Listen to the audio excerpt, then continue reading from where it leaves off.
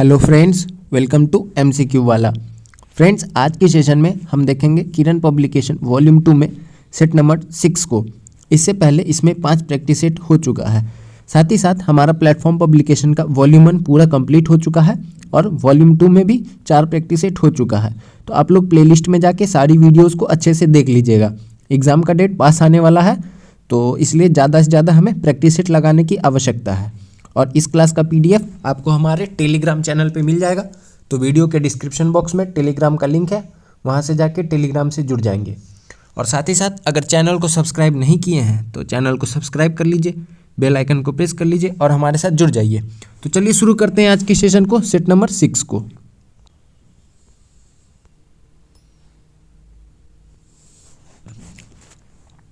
Question number 1, my country my life पुस्तक के लेखक निम्नलिखित में से कौन है? तो माई कंट्री माई लाइफ पुस्तक के लेखक हैं LK Advani, Lal Krishna Advani. Option number 2 is the right answer. Lal Krishna Advani ji की ये माई कंट्री माई लाइफ जो है ये उनकी आत्मकथा है, तो इसको ध्यान में रखेंगे। और इस पुस्तक का विमोचन किसने किया था? तो 19 मार्च 2008 को भारत के 11वें राष्ट्रपति APJ अब्दुल कलाम जी के द्वारा किया गया था इस पुस्तक का विमोचन, तो इसको ध्यान में रखेंगे। लाल कृष्ण आडवाणी जी की ये पुस्तक है my country my life. Question number 2, निम्नलिखित में कौन सी जनजाति केल पोलूद त्यौहार मनाती है? तो केल पोलूद त्यौहार जो है ये कौन सी जनजाति मनाती है? तो कोडावा जनजाति, कोडावा जनजाति। Option number 1 is the right answer. और इस जनजाति का निवास स्थान कहाँ पे है? तो कर्नाटक के क्षेत्र में है। इसको भी ध्यान में रखेंगे कि कोडावा जनजाति जो है ये कर्नाटक के क्षेत्र में रहती है और केल पोलूद त्यौहार मनाती है, तो इसको ध्यान में रखेंगे। इसमें क्या होता है कि हथियार और शस्त्र का पूजा किया जाता है। 3, चोल शिलालेखों में विद्यापीठों के लिए उपहार में दी गई भूमि का उल्लेख किस नाम से किया गया है? तो चोल शिलालेख में विद्यापीठ के लिए दी गई उपहार में जो भूमि है उसका जो उल्लेख है ये शालभोग के नाम से किया गया है। Option number 4 is the right answer. क्या था कि चोल अभिलेख में बहुत तरह के भूमि का उल्लेख मिला है, जिसमें शालभोग जो है ये विद्यालय से संबंधित है। और पल्ली छंदम का संबंध जो है ये जैन संस्थानों को दान में दी जाने वाली भूमि से है। कुछ और इम्पोर्टेंट है, जैसे कि देवदान का संबंध है मंदिर को भेंट की गई भूमि। और ब्रह्मदेय का क्या संबंध है कि ब्राह्मणों को दान में दी गई भूमि से। तो इन सभी को याद रखेंगे कि विद्यापीठ को दान में दी गई भूमि को शालभोग कहते थे। उसके बाद जैन संस्थानों को दान में दी गई भूमि को पल्ली छंदम कहते थे। उसके बाद मंदिरों को दान में दी गई भूमि को देवदान कहते थे और ब्राह्मणों को दान में दी गई भूमि को ब्रह्मदेय कहते थे। इन सभी को याद रखेंगे। 4, तिराप और नुआ नदियाँ किस भारतीय राज्य में बहती है? तो तिराप और नुआ नदियाँ जो है ये अरुणाचल प्रदेश में बहती है। Option number 1 is the right answer. इसको ध्यान में रखेंगे। इनका जो उद्गम स्थल है वो कहाँ पे है? तो वो तिब्बत में है। 5, निम्नलिखित में कौन सा कथन सत्य है? तो दिए गए ऑप्शंस में कौन सा कथन सत्य है? तो पहला है कि भारत का संविधान अंग्रेजी और हिंदी में हाथों से लिखा गया था, तो ये बात तो सत्य है। तो ऑप्शन नंबर 1 जो है ये राइट आंसर हो गया, क्योंकि उसके बाद का जो कथन है कि 11 दिसंबर 1946 को संविधान सभा ने डॉक्टर BR अम्बेडकर को अपना अस्थायी अध्यक्ष चुना था, तो ये कथन ये गलत है। अस्थायी अध्यक्ष कौन थे? तो राजेंद्र प्रसाद थे हमारे अस्थायी अध्यक्ष। देश के पहले राष्ट्रपति राजेंद्र प्रसाद जो है वो संविधान सभा के अस्थायी अध्यक्ष बने थे। 6, भारत में ओरंग टाइगर रिजर्व कहाँ स्थित है? तो ओरंग टाइगर रिजर्व जो है ये स्थित है असम राज्य में।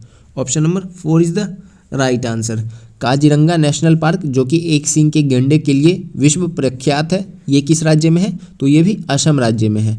पूछ ले मानस नेशनल पार्क, मानस, तो ये भी असम राज्य में है।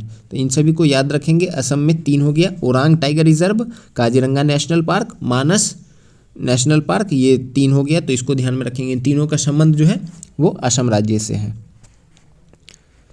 7, निम्नलिखित में किस राज्य की भू सीमा नेपाल से जुड़ी नहीं है? तो नेपाल के साथ कौन सा राज्य है जो सीमा नहीं बनाता है? तो ये हो जाएगा Jharkhand. Option number 1 is the right answer. Nepal के साथ कितना राज्य सीमा बनाता है भारत का? तो 5, उत्तराखंड, उत्तर प्रदेश, बिहार, पश्चिम बंगाल और सिक्किम। तो इसको ध्यान में रखेंगे। और ये पांचों राज्य जो है कुल मिलाकर 1850 किलोमीटर का बाउंड्री शेयर करता है नेपाल के साथ। इसको भी ध्यान में रखेंगे। हमारा सर्वाधिक जो अंतर्राष्ट्रीय सीमा है वो बांग्लादेश के साथ लगता है। दूसरे नंबर पे चाइना आता है, तीसरे नंबर पे पाकिस्तान आता है, उसके बाद चौथे नंबर पे नेपाल आता है। तो इसको ध्यान में रखेंगे। 1850 किलोमीटर का सीमा साझा करता है। 8 निम्नलिखित में कौन सा हिल स्टेशन मध्य हिमालय में स्थित है? तो मध्य हिमालय में कौन सा हिल स्टेशन है? तो ये है Mannar. Option number 3 is the right answer. Mannar जो है ये मध्य हिमालय में एक हिल स्टेशन है। तो इसको ध्यान में रखेंगे। शिमला, मसूरी, रानीखेत, नैनीताल, अल्मोड़ा, दार्जिलिंग, ये सभी जो है ये अधिकांश हिमालय पहाड़ी रिसोर्ट मध्यम व निचले हिमालय में स्थित है। तो इसको ध्यान में रखेंगे। मध्य हिमालय दक्षिणी में शिवालिक और उत्तर में ग्रेट हिमालय के बीच में स्थित है। मध्य हिमालय जो है वो दक्षिणी में शिवालिक और उत्तर में ग्रेट हिमालय के बीच वाला जो है इसको मध्य कहते हैं, उत्तर में ग्रेट और नीचे वाले को शिवालिक कहते हैं। इसको भी ध्यान में रखेंगे। 9 1951 में निम्नलिखित में से किस राष्ट्र ने पहले एशियाई खेल की मेज़बानी की थी? तो 1951 में क्या हुआ था? पहला एशियाई खेल हुआ था जिसकी मेज़बानी जो है वो भारत ने की थी। भारत के नई दिल्ली में हुआ था ये। Option number 3 is the right answer. अभी 2022 में एशियाई खेल का मेज़बानी कहाँ पे, 2023 में एशियाई खेल का मेज़बानी कहाँ पे हुआ? तो चाइना के अंदर हुआ है। ये भी आप ध्यान में रखेंगे। रिसेंट वाला भी। और सबसे पहला जो है 1951 का वो भारत के अंदर आयोजित किया गया था। 10 भारत के राष्ट्रपति के संदर्भ में निम्नलिखित में कौन सा कथन सत्य नहीं है? तो राष्ट्रपति के संदर्भ में कौन सा कथन सत्य नहीं है? तो पहला कथन है कि वह सैन्य बल का सर्वोच्च कमांडर होता है। सही बात है। वह प्रधानमंत्री एवं मंत्रिपरिषद की नियुक्ति करते हैं। ये भी सही बात है। तीसरा है राष्ट्रपति भारत का प्रथम नागरिक होता है। ये भी सही है। वह राष्ट्रीय आपात की घोषणा नहीं कर सकता। तो ये कथन तो गलत है और हमसे गलत कथन ही पूछ रहा था, इसलिए option number 4 is the right answer. राष्ट्रीय आपात की घोषणा कर सकते हैं। आर्टिकल 352 का उपयोग करके राष्ट्रपति जो है राष्ट्रीय आपात की घोषणा कर सकते हैं। राष्ट्रपति के पास 3 तरह के आपातकाल लगाने की शक्ति होती है। 352, एक 356, एक 360। इसमें आता है राष्ट्रीय आपात, इसमें आता है स्टेट इमरजेंसी और इसमें आता है फाइनेंशियल इमरजेंसी 360 में। इसको ध्यान में रखेंगे। और पूछ ले कि राष्ट्रपति का पद ये किस आर्टिकल में है? तो ये आर्टिकल 52 में है। 11 1913 में भारतीयों ने गदर पार्टी की स्थापना की थी। इसका मुख्यालय कहाँ था? तो गदर पार्टी की स्थापना कब की गई थी? 1913 में की गई थी। और इसका मुख्यालय जो था वो कहाँ पे था? गदर पार्टी का मुख्यालय तो ये सैन फ्रांसिस्को में था। Option number 3 is the right answer. इसके अध्यक्ष कौन थे? तो कैप्टन सोहन सिंह इसके अध्यक्ष थे। 12 कल्हन एक लेखक थे जिन्होंने डैश के राजाओं के बारे में एक संस्कृत कविता लिखी है। तो कल्हन किसके बारे में, किन राजाओं के बारे में एक संस्कृत कविता लिखे हैं? तो कल्हन जो है ये लिखे हैं कश्मीर के राजाओं के बारे में। कल्हन की पुस्तक का क्या नाम है? तो राज तरंगिनी पुस्तक जो है ये कल्हन की है जिसमें कश्मीर के राजाओं के बारे में चर्चा की गई है। तो इसको ध्यान में रखेंगे। Option number 2 is the right answer.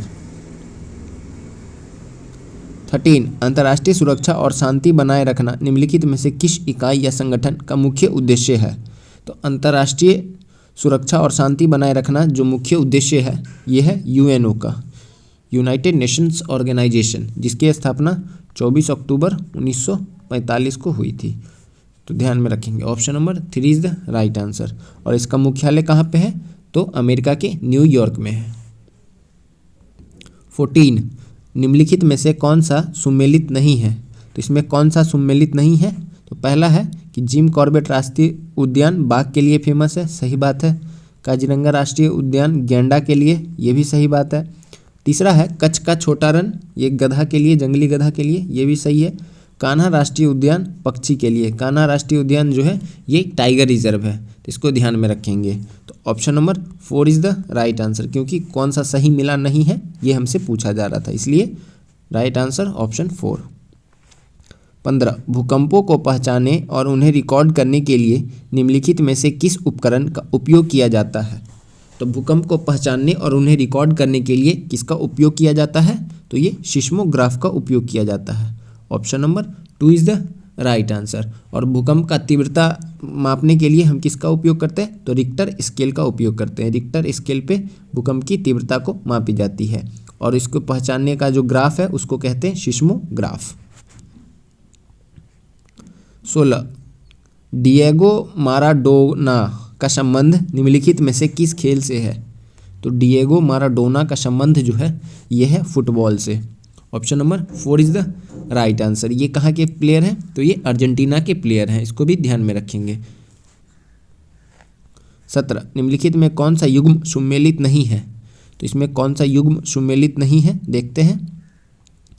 Niagara Falls USA और कनाडा के बीच में है, सही बात है। नील नदी मिस्र और सूडान, ये भी सही है। सतलज भारत और पाकिस्तान के बीच में है, ये भी सही है। एंडीज अर्जेंटीना और ब्राज़ील, तो ये तो गलत था। तो हमसे वही पूछ रहा है कि गलत कौन सा था, तो ऑप्शन नंबर 4 गलत था, इसलिए ये हमारा राइट आंसर हो जाएगा। क्योंकि गलत कथन पहचानना था तो 4 जो है ये गलत कथन था, तो इसको ध्यान में रखेंगे। ये कहाँ पे है? एंडीज पर्वत। तो एंडीज पर्वत जो है ये दक्षिणी अमेरिका में पश्चिमी तट पे स्थित है। 7000 सबसे लंबी पर्वत श्रृंखला जो है ये एंडीज पर्वत श्रृंखला ही है। 7242 किलोमीटर की है और कुल 7 देशों में फैली हुई है। Venezuela, Colombia, Ecuador, Peru, Bolivia, Chile और अर्जेंटीना में। तो ध्यान में रखेंगे ब्राज़ील से इसका कोई संबंध नहीं है एंडीज पर्वत का। 18 निम्नलिखित में कौन सा उपवेद ऋग्वेद से संबंधित है? तो ऋग्वेद का उपवेद कौन सा है? तो ऋग्वेद का उपवेद जो है यह है Ayurveda. Option number 3 is the right answer, तो इसको ध्यान में रखेंगे। यजुर्वेद का कौन सा है उपवेद? तो यजुर्वेद का है धनुर्वेद। यजुर्वेद का धनुर्वेद। और ऋग्वेद, यजुर्वेद, सामवेद का क्या है? सामवेद का है गंधर्ववेद। और अथर्ववेद का तो ये शिल्पवेद। सबका ध्यान में रखेंगे, सबका एक एक उपवेद है। ये अथर्ववेद का, ये सामवेद का, ये यजुर्वेद का और ये ऋग्वेद का। इन सभी को आप ध्यान में रखेंगे। 19 2 या इससे अधिक समाजों की तुलना के लिए निम्नलिखित में से आय के किस मानक का उपयोग नहीं हो सकता है? तो 2 या अधिक समाजों की अगर हम तुलना कर रहे हैं तो उसमें कौन सा मानक का उपयोग नहीं कर सकते हैं? तो वो है रोजगार। Option number 2 is the right answer. क्योंकि स्वाभाविक सी बात है कि जहाँ पे उच्च आय होगा वहाँ पे रोज़गार की आवश्यकता भी ज़्यादा होगी, वहाँ पे रोज़गार का अवसर भी ज़्यादा होगा। जहाँ निम्न आय होगी वहाँ निम्न आय इसीलिए होगी क्योंकि वहाँ रोज़गार कम होगा। तो इसलिए हम जो है इसका उपयोग नहीं कर सकते हैं। जब भी हम 2 समाज की तुलना करेंगे आय का तो हम उसमें रोज़गार को शामिल नहीं करते हैं, तो इसको ध्यान में रखेंगे। 20 मार्को पोलो 1292 से 94 के मध्य डैश से भारत आया था। तो मार्को पोलो जो था ये कहाँ का यात्री था? तो ये वेनिस का था। Option number 4 is the right answer, तो इसको ध्यान में रखेंगे। इसकी एक पुस्तक भी है, the travels of Marco Polo. तो ध्यान में रखेंगे, इसने भारत की जो यात्रा विवरण है उसको उसने इस पुस्तक के अंदर लिखा है। 21 शहरी क्षेत्रों के लिए अस्थायी सरकारी निकाय को किस नाम से जाना जाता है? तो ग्रामीण क्षेत्र के लिए जैसे पंचायत जाना जाता है, स्थानीय सरकारी जो है स्वायत्ता पंचायत को कहते हैं, उसी तरह शहरी क्षेत्रों के लिए क्या कहा जाता है? नगर निगम कहा जाता है। तो नगर निगम तो यहाँ पे नहीं दिया, यहाँ पे नगर पालिका दिया है, वही बात है नगर, यहाँ पे नगर निगम कर लेंगे, नगर निगम। तो option number 1 is the right answer. और नगर जैसे पंचायत को 73वें संविधान संशोधन के तहत संवैधानिक दर्जा प्राप्त हुआ था, उसी तरह नगर निगम को नगर पालिका को 74वें संविधान संशोधन के तहत संवैधानिक दर्जा प्राप्त हुआ था। इसको 12वीं अनुसूची में डाला गया था और पंचायतों को 11वीं अनुसूची में डाला गया था। इन सभी तरीके से क्वेश्चंस का आंसर आपको पता होना चाहिए। 22 भारत का कौन सा शहर दुनिया का दूसरा सबसे प्रदूषित शहर बना है? तो भारत का कौन सा शहर है जो दुनिया का दूसरा सबसे प्रदूषित शहर है? तो ये हो जाएगा आपका मुंबई।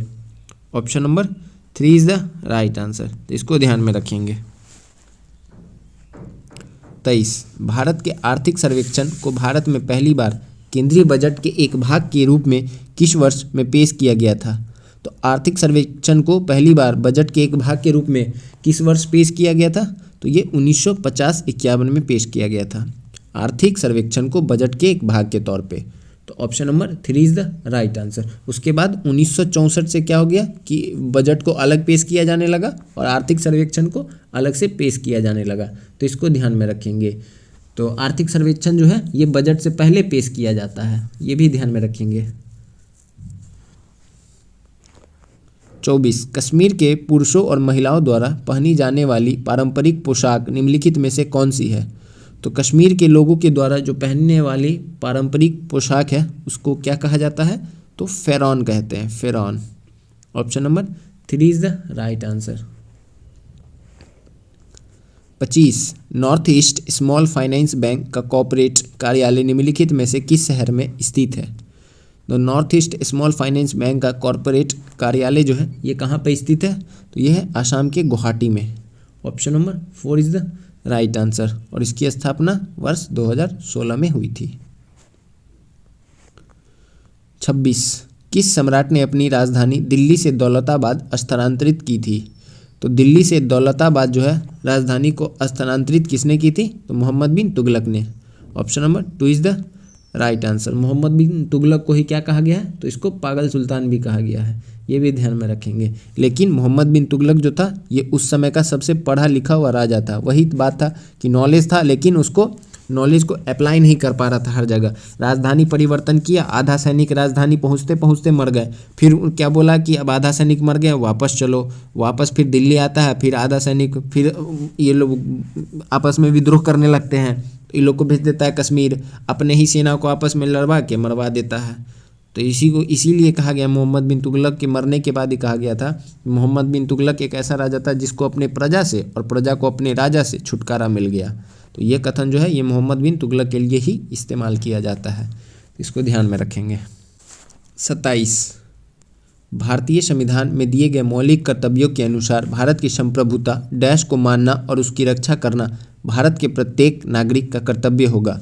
तो भारत की संप्रभुता और उसके साथ क्या क्या है? तो ये हो जाएगा आपका एकता और अखंडता। भारत की संप्रभुता, एकता और अखंडता को मानना और उसकी रक्षा करना भारत के प्रत्येक नागरिक का कर्तव्य होगा। Option number 2 is the right answer. मौलिक कर्तव्य जो है ये भाग 4(1) में आर्टिकल 51(a) में मेंशन्ड है। पहले क्या था? पहले 10 मौलिक अधिकार था और मौलिक अधिकार जो है ये कब जोड़ा गया था? तो इसको जोड़ा गया था 42वें संविधान संशोधन 1976 में सरदार सोवन सिंह कमेटी के सिफारिश पर। उसके बाद 86वें संविधान संशोधन 2002 में संशोधन होकर इसमें 11वां मौलिक कर्तव्य जोड़ा गया था जो कि शिक्षा से संबंधित था। तो इसको ध्यान में रखेंगे। 28 निम्नलिखित में से किस संगठन का मुख्यालय सही सुमेलित नहीं है? देखते हैं किसका मुख्यालय सही सुमेलित नहीं है। तो WHO का मुख्यालय कहाँ पे है?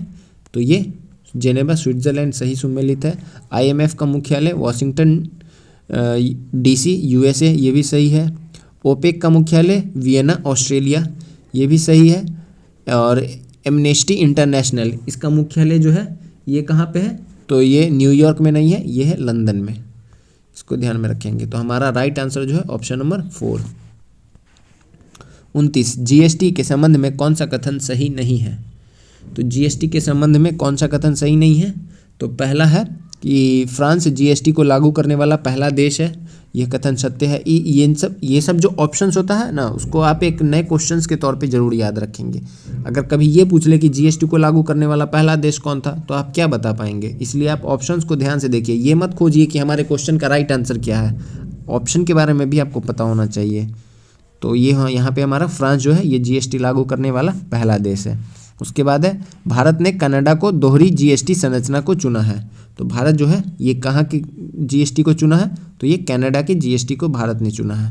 तीसरा है कि GST राज्य सरकार द्वारा संग्रहित नहीं किया जा सकता है। तो ये गलत है। GST जो है ये दो तरह से होता है, एक SGST होता है, एक CGST होता है। एक सेंट्रल लेती है और एक स्टेट लेती है। उसके बाद क्या होता है? उसके मतलब हम एक ही GST पे करते हैं और उसमें स्टेट और सेंट्रल दोनों का ऐड ऑन रहता है। उसके बाद क्या होता है कि जब वित्त आयोग राज्य को अनुदान प्रदान करती है, अनुदान जब देती है राज्य को केंद्र की तरफ से, तब ये सब चीज़ को चेक कर लिया जाता है कि कितना GST कलेक्शन हुआ है राज्य से, उस हिसाब से सभी जोड़ जाड़ के राज्य को वापस कर देती है।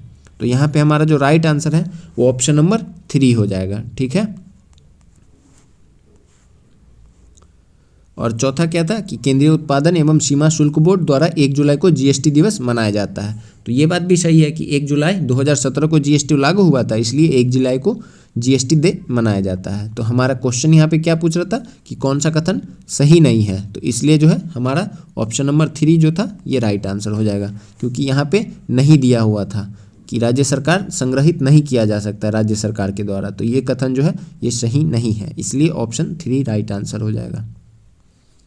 30, किसको मलेशिया का 17वां राजा नियुक्त किया जाएगा? तो मलेशिया का 17वां राजा जो है ये बनेगा Sultan Ibrahim Sultan Iskandar. Option number 1 is the right answer. और 31 जनवरी 2024 को इसकी ताजपोशी होनी है।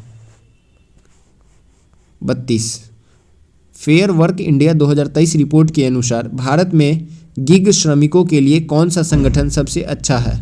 तो गिग वर्कर्स किसको बोलते हैं? तो जैसे कि मतलब स्विगी में काम करने वाले लोग हो गए, जोमेटो में काम करने वाले लोग हो गए, ओला में काम करने वाले लोग हो गए, उसके बाद फ्लिपकार्ट डिलीवरी बॉय किसी भी तरह का हो गया, ये सब क्या हो गया, ये सब गिग वर्कर्स में आते हैं कि मतलब इनका कोई काम फिक्स नहीं होता है, ये जैसा काम मिलता है वैसा काम करते चले जाते हैं, तो इन्हीं को गिग वर्कर्स कहा जाता है। तो इनके लिए जो सबसे अच्छा संगठन है वो कौन सा है? तो ये है आपका big basket. Option number 3 is the right answer. 32, Bharat की जनगणना हमें डैश के बारे में जानकारी प्रदान करती है। तो जनगणना जो है ये किसके बारे में जानकारी देगी? तो ये जनसंख्या के बारे में जानकारी देगी। Option number 4 is the right answer. तो इसको ध्यान में रखेंगे। अभी क्या है कि इंडिया जो है ये विश्व के अंदर सबसे ज़्यादा पॉपुलेशन वाला कंट्री बन चुका है, चाइना को भी पीछे छोड़ के 1 नंबर पे आ चुका है Bharat.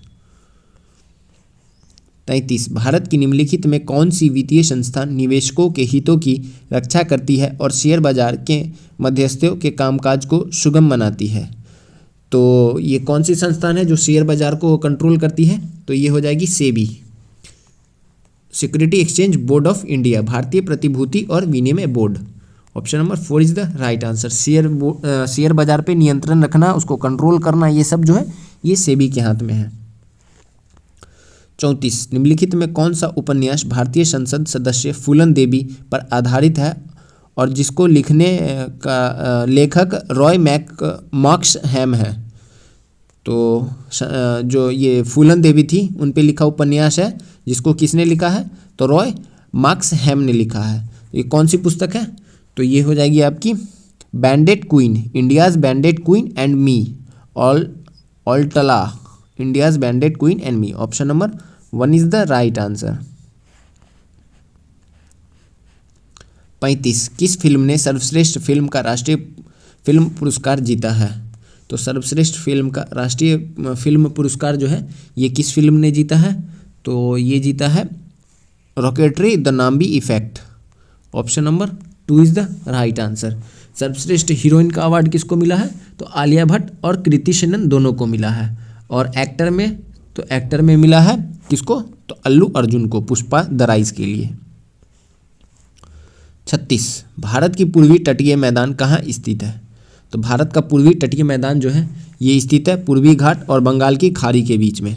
Option number 2 is the right answer. 37, Bhimbetka के शैलाश्रय निम्नलिखित में से किसके लिए प्रसिद्ध है? तो भीमबेटका का शैलाश्रय जो है ये किसके लिए प्रसिद्ध है? तो ये प्रसिद्ध है भारतीय उपमहाद्वीप पर मानव जीवन के प्राचीन चिन्हों की वजह से, Bhimbetka. Option number 4 is the right answer. और ये भीमबेटका की गुफा कहाँ पे है? तो ये मध्य प्रदेश में स्थित है, इसको भी ध्यान में रखेंगे।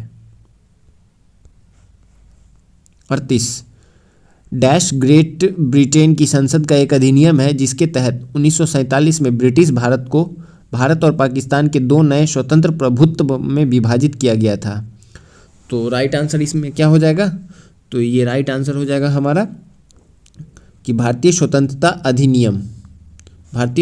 अधिनियम ग्रेट ब्रिटेन की संसद का एक अधिनियम था जिसके तहत 1947 में भारत को मतलब 2 भागों में विभाजित कर दिया गया, एक इंडिया और एक पाकिस्तान, और 2 संप्रभु देश अलग बना दिया गया था। तो option number 3 is the right answer. 39, खानवा के युद्ध में बाबर ने राणा सांगा को किस वर्ष हराया था? तो खानवा का युद्ध जो है ये किनके बीच हुआ था? बाबर और राणा सांगा के बीच, और 1527 ईस्वी में हुआ था ये। Option number 1 is the right answer. Panipat की पहली लड़ाई 1526 में, उसके बाद खानवा, उसके बाद पानी पिया खाना खाया, उसके बाद चद्दर लिया, उसके बाद चंदेरी का युद्ध बाबर और मेदिनी राय के बीच में 1528 में, उसके बाद घाघरा का युद्ध। ये बाबर लगातार 4 वर्ष तक 28 से 29 तक, और उसके बाद 30 में बाबर की मृत्यु हो जाती है। तो इसको याद रखने का एक ट्रिक है, 1526 वाला पानी पिया, उसके बाद खानवा वाला खाना खाया, उसके बाद चंदेरी वाले के लिए चद्दर लिया, उसके बाद घाघरा वाले के लिए घर गया। तो इस तरह से आप ट्रिक बना के याद कर सकते हैं। 40 प्राचीन हड़प्पा स्थल लोथल किस भारतीय राज्य में पाया गया है? तो लोथल जो है ये कहाँ पे? गुजरात में है। Option number 1 is the right answer. और ये क्या था? हड़प्पा कालीन स्थल, ये डॉकयार्ड सिटी हुआ करता था लोथल। 41 दक्षिणी अफ्रीका ने किसे हराकर चौथा विश्व रग्बी खिताब 2023 जीता है? तो दक्षिणी अफ्रीका ने किसको हराया है? तो न्यूजीलैंड को हराकर चौथी बार विश्व रग्बी खिताब 2023 जीत लिया है। 42 महात्मा गांधी ने भारत में सर्वप्रथम किस वर्ष राष्ट्रव्यापी सत्याग्रह की शुरुआत की थी? तो सर्वप्रथम जो है राष्ट्रव्यापी सत्याग्रह की शुरुआत जो है ये 1919 से किया गया था। Option number 3 is the right answer. Rowlatt act के बाद जो है गांधी जी पूरे मतलब भारत में एकदम राष्ट्रव्यापी स्तर पर फेमस भी हो जाते हैं। फेमस तो गांधी जी 1917 के चंपारण आंदोलन से ही हो जाते हैं। चंपारण आंदोलन, यहीं से गांधी जी को जो है महात्मा की, जब ये चंपारण आंदोलन सफल हो जाता है तो रविन्द्रनाथ टैगोर महात्मा की उपाधि इनको देते हैं। उसके बाद 1918 का खेरा सत्याग्रह होता है। उसके बाद 1919 में रॉलेट एक्ट आता है। बस 1919 आते आते गांधी जी पूरे देश में एकदम चर्चा का विषय बन जाते हैं कि कौन सा व्यक्ति है कि पूरे देश में अंग्रेजों की ईंट से ईंट बजा रखी है। तो वो 1919 के रॉलेट एक्ट के बाद जो है गांधी जी पूरे देश में राष्ट्रव्यापी सत्याग्रह की शुरुआत करते हैं। 43 अनुशंसित आहार भत्ता ये क्या होता है? तो ये जो है आवश्यकताएं प्लस संरक्षण का मार्जिन होता है। Option number 2 is the right answer. 44 Agra शहर को किसने बसाया था? तो आगरा शहर की स्थापना जो है ये सिकंदर लोदी ने की थी, आगरा शहर की स्थापना। Option number 2 is the right answer. 45 Bharat सरकार की निम्नलिखित योजनाओं में कौन सी योजना सम्मिलित नहीं है? तो इसमें कौन सी योजना जो है वो सम्मिलित नहीं है? तो पहला है उज्ज्वला योजना, ये बीपीएल परिवार की महिलाओं को एलपीजी सिलेंडर का वितरण, सही सम्मिलित है। दूसरा है आयुष्मान भारत, सभी के लिए स्वास्थ्य और सार्वभौमिक स्वास्थ्य, ये भी सही है। तीसरा है सुकन्या समृद्धि योजना, बालिका कल्याण को बढ़ावा देना, ये भी है। और मिशन इंद्रधनुष, इसका संबंध सभी के लिए रोजगार से नहीं बल्कि इसका संबंध जो है वो टीकाकरण से है। तो इसलिए हमारा ऑप्शन नंबर 4 जो है राइट आंसर हो जाएगा। 46 शुंग राजवंश के संस्थापक निम्नलिखित में से कौन थे? तो शुंग वंश के संस्थापक जो है ये कौन है? तो ये Pushyamitra Shunga. Option number 4 is the right answer. ये मौर्य वंश के अंतिम शासक बृहद्रथ की हत्या करके शुंग वंश की स्थापना करते हैं, तो इसको ध्यान में रखेंगे। 47 1986 में प्रसिद्ध भारतीय कथक नर्तकी को पद्म विभूषण प्राप्त हुआ था। तो 1986 में किस प्रसिद्ध भारतीय कथक नर्तकी को पद्म विभूषण प्राप्त हुआ था? तो ये कौन थे? तो ये पंडित बिरजू महाराज थे। Option number 4 is the right answer. 48 Salhesh त्योहार डैश राज्य में मनाया जाता है? तो सलहेश त्योहार जो है ये किस राज्य में मनाया जाता है? तो ये बिहार में मनाया जाता है। Option number 4 is the right answer. 49 Bharat में नवीनतम जनगणना कब की गई थी? तो भारत में जो है 2011 के बाद से जनगणना नहीं हुई है। तो option number 4 is the right answer. 50 Bharat के निम्नलिखित पड़ोसी देशों में किसका जनसंख्या घनत्व सबसे अधिक है? तो सबसे अधिक जनसंख्या घनत्व जो है ये किसका है? तो ये है बांग्लादेश का। Option number 1 is the right answer. इसको ध्यान में रखेंगे। बांग्लादेश का घनत्व 1265 व्यक्ति प्रति किलोमीटर है। भारत का पूछ ले, भारत का कितना है? 382 व्यक्ति प्रति किलोमीटर। 51 दो बिंदुओं के बीच विभवांतर ज्ञात करने के लिए सही सूत्र की पहचान करें। तो हम कैसे पता करेंगे दो बिंदु के बीच में विभवांतर? तो ये ऑप्शन नंबर 4 से, V बराबर W/Q से। तो इसको ध्यान में रखेंगे। दो बिंदुओं के बीच विभवांतर ज्ञात करने का ये सही फॉर्मूला है। 52 मौस की प्रजातियां का उपयोग ईंधन के रूप में क्यों किया जाता है? तो मॉस की प्रजातियों का जो उपयोग है ईंधन के रूप में इसलिए किया जाता है कि लंबे समय से ईंधन के रूप में उपयोग किया जाने वाला पीठ प्रदान करने के लिए। Option number 2 is the right answer. 53 निम्नलिखित में कौन सी सूक्ष्मदर्शी कोशिकाएं एक विशिष्ट केंद्रीय झिल्ली के साथ अमीबीय आकार की होती है? तो कौन सी सूक्ष्मदर्शी कोशिकाएं एक विशिष्ट केंद्रीय झिल्ली के साथ अमीबीय आकार की होती है? तो ये हो जाएगा आपका श्वेत रक्त कोशिका WBC। Option number 2 is the right answer. WBC को क्या कहा जाता है? तो ल्यूकोसाइट भी कहा जाता है, ये भी ध्यान में रखेंगे। 54 ओलियोगम रेजिन को निम्नलिखित में से किससे प्राप्त किया जा सकता है? यानी कि हींग। ओलियोगम रेजिन जो है ये हींग को ही कहा जाता है, हींग का साइंटिफिक नेम है। हींग को हम कैसे प्राप्त करते हैं? तो हींग को हम प्राप्त करते हैं फेरुला के मसूला जड़ के सूखे लैक्टस से। तो option number 4 is the right answer. 55 अगर किस शैवाल से प्राप्त होता है? तो अगर जो है ये प्राप्त होता है ग्रेसेलेरिया से, ग्रेसेलेरिया से। Option number 1 is the right answer. 56 कौन से समूह में शामिल तत्व रंगहीन, स्वादहीन और गंध रहित गैसें हैं? तो ये राइट आंसर कौन सा हो जाएगा? तो राइट आंसर हो जाएगा ये शून्य समूह में जो शामिल तत्व होता है ये रंगहीन, स्वादहीन और गंधहीन गैस होता है। ये गैस आवर्त सारणी के 18वें समूह से संबंधित है, जैसे helium, neon, argon, krypton, xenon. ये सब जो है ये रंगहीन, स्वादहीन और गंध रहित गैस होती है। 57 टेरिडोफाइटा समूह के पौधों में डैश होते हैं। तो टेरिडोफाइटा समूह के पौधे में क्या होता है? तो ये पुष्प होता है। Option number 4 is the right answer. इसका उदाहरण क्या है? तो जैसे फर्न, फर्न जो है एक प्रकार का टेरिडोफाइटा समूह का पौधा है। 58 औसत शक्ति निम्न में से किसके बराबर होती है? तो औसत शक्ति जो है ये किसके बराबर होती है? तो देख लेते हैं ऑप्शंस। किया गया कुल कार्य अपन तय दूरी नहीं, लिया गया समय अपन ऊर्जा नहीं, मुक्त ऊर्जा अपन प्रयुक्त ऊर्जा नहीं, कुल प्रयुक्त ऊर्जा अपन कुल समय। तो औसत शक्ति जो होता है ये यही होता है, औसत शक्ति कुल प्रयुक्त ऊर्जा अपन कुल समय। तो इसको ध्यान में रखेंगे। और इसका मात्रक क्या होता है? तो इसका मात्रक जो है औसत शक्ति का मात्रक क्या होता है? वाट होता है। तो यही इसका भी मात्रक है। औसत मतलब क्या, एवरेज निकाला जा रहा है। 59 डाल्टन का सिद्धांत आधारित है। तो डाल्टन का सिद्धांत जो है ये आधारित है रासायनिक संयोजन के नियम पर। Option number 1 is the right answer. तो इसको ध्यान में रखेंगे। 60 पृथ्वी वस्तुओं को अपनी ओर आकर्षित करती है, इसका कारण क्या है? तो पृथ्वी किसी भी वस्तु को आकर्षिट करती है गुरुत्वाकर्षण बल की वजह से, ग्रेविटेशनल फोर्स की वजह से। तो option number 1 is the right answer. 61 एक समान चाल से गति करता हुआ एक ट्रक 245 मीटर की दूरी 50 सेकंड में तय करता है। ट्रक की गति ज्ञात करना है। तो यहाँ पे क्या हमें स्पीड बराबर क्या होता है? Distance upon time. तो डिस्टेंस क्या हो जाएगा? तो डिस्टेंस ये हो जाएगा 245 मीटर का जो ट्रक की लंबाई है वही डिस्टेंस हो जाएगा, और दूरी 50 सेकंड में तय करता है। तो 245 अपॉन 50, 5 दहाई के 5 5 का 5 नंबर, यानी कि 4.9 मीटर पर second. Option number 2 is the right answer. 62 sulphur की परमाणुता क्या है? तो सल्फर की परमाणुता जो है यह है बहुपरमाणुक। Option number 2 is the right answer. और सल्फर को ही गंधक भी कहते हैं। इसका एटॉमिक नंबर जो है वो 16 होता है। 63 वह ठोस पदार्थ जिसका सामान्य नाम शुष्क बर्फ है। तो शुष्क बर्फ जो है हम किसको कहते हैं? तो ये ठोस कार्बन डाइऑक्साइड को कहते हैं। Option number 4 is the right answer. Solid CO2 को ही हम शुष्क बर्फ कहते हैं। 64 समुद्री जल में ध्वनि की गति डैश होती है।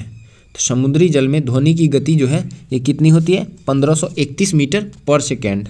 Option number 4 is the right answer. और मानव कान के सुनने युक्त जो ध्वनि की फ्रीक्वेंसी कितनी होनी चाहिए? तो 20 हर्ट्ज से लेकर 20,000 हर्ट्ज, इतनी फ्रीक्वेंसी तक की जो ध्वनि है वो मनुष्य सुन सकता है, उससे ज़्यादा की नहीं सुन सकता है। 65 डैश धातु का क्षय नहीं होता है। तो किस धातु का क्षय जो है ये नहीं होता है? तो ये प्लेटिनम का। Option number 4 is the right answer. इसको ध्यान में रखेंगे। और विश्व में सबसे ज़्यादा प्लेटिनम जो है ये कहाँ पे पाया जाता है? दक्षिणी अफ्रीका में पाया जाता है। और इसका एटॉमिक नंबर जो है वो 78 होता है। 66 आधुनिक आवर्त सारणी के समूह डैश में 2, 8, 6 के इलेक्ट्रॉनिक विन्यास वाला एक तत्व रखा गया है। तो 8, 2, 10 और 6, 16। तो क्या हो जाएगा? Option number 4। ये किसका एटॉमिक नंबर है? ये है सल्फर का। 67 इलेक्ट्रिक बल्ब के फिलामेंट्स के लिए विशेष रूप से प्रयोग होने वाली धातु का नाम क्या है? तो बल्ब के फिलामेंट में जो सर्वाधिक प्रयुक्त होने वाली धातु है वो है tungsten. Option number 2 is the right answer. इसका जो गलनांक है वो बहुत ही अधिक होता है, 3695 केल्विन होता है टंगस्टन का गलनांक, इसलिए इसका उपयोग किया जाता है इलेक्ट्रिक बल्ब के फिलामेंट में।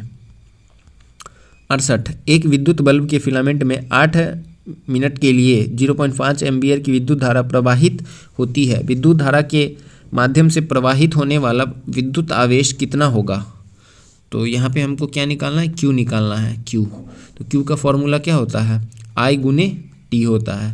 तो I हमारे पास कितना दिया हुआ है? तो I दिया हुआ है हमारे पास 0.5 एम्पियर। तो 0.5 इंटू टाइम 8 मिनट। तो 8 मिनट को सेकेंड में चेंज कर लेंगे। तो 8 छक 48, 480। तो ये 0.5 ये इधर से इधर गया। तो 48 इंटू 5 करेंगे कितना आएगा? 240 कूलम।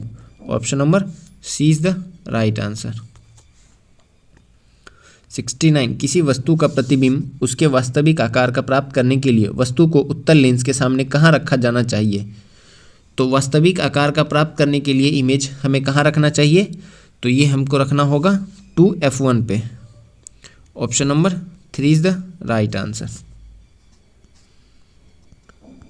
70 इनमें से कौन सा मनुष्य में पुरुष प्रजनन अंग का एक हिस्सा है? तो पुरुष प्रजनन अंग का हिस्सा क्या है? तो यह है शुक्रवाहिका। Option number 1 is the right answer. 71 पौधों में जल वाष्प के रूप में जल की हानि को क्या कहा जाता है? तो पौधों में जल वाष्प के रूप में जल की हानि को क्या कहा जाता है? तो वाष्पोत्सर्जन कहा जाता है। Option number 3 is the right answer. 72 मिट्टी के बर्तन में रखा जल गर्मियों के में भी डैश के कारण ठंडा रहता है। तो मिट्टी के बर्तन में जो पानी है वो ठंडा क्यों रहता है? तो वो वाष्पन की वजह से ठंडा रहता है। Option number 2 is the right answer. 73 निम्नलिखित विकल्पों में से सबसे तन्य धातु डैश है। तो सबसे तन्य धातु जो है ये कौन हो जाएगा? तो ये सोना। Au मतलब सोना होता है। Option number 3 is the right answer.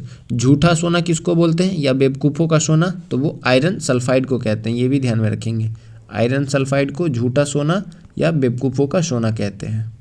74 लार में डैश एंजाइम होता है। तो लार में कौन सा एंजाइम होता है? तो ये हो जाएगा आपका amylase. Option number 4 is the right answer. तो इसको ध्यान में रखेंगे। तो आज ही हमारा सेट नंबर 6 कंप्लीट होता है। कल हम मिलेंगे नए प्रैक्टिस सेट में, सेट नंबर 7 में। तो आप लोग जाके प्रीवियस वीडियोस को वीडियोस को अच्छे से देख लीजिएगा। बहुत अच्छे से सारा एक्सप्लेनेशन किया हुआ है और इसका PDF आपको हमारे टेलीग्राम चैनल पे मिल जाएगा। तो वीडियो के डिस्क्रिप्शन बॉक्स में लिंक है टेलीग्राम का और व्हाट्सएप ग्रुप का, जाके दोनों जगह आप हमसे जुड़ जाइएगा। तो चलिए कल मिलेंगे नए प्रैक्टिस सेट में, सेट नंबर 7 में। तो अभी तक चैनल को सब्सक्राइब नहीं किए तो चैनल को सब्सक्राइब कर लीजिए, बेल आइकन को प्रेस कर लीजिए और हमारे साथ जुड़ जाइए। एग्जाम में ज़्यादा समय नहीं बचा है तो ज़्यादा से ज़्यादा आपको प्रैक्टिस सेटअप लगाना ही पड़ेगा। और मैथ और रीजनिंग के क्वेश्चंस को आप सॉल्व कर लेंगे, उसका भी आंसर प्रोवाइड कर दिया जाएगा टेलीग्राम पे। तो कल मिलते हैं नए प्रैक्टिस सेट में, सेट नंबर 7 में। तब तक के लिए थैंक यू। जय हिंद।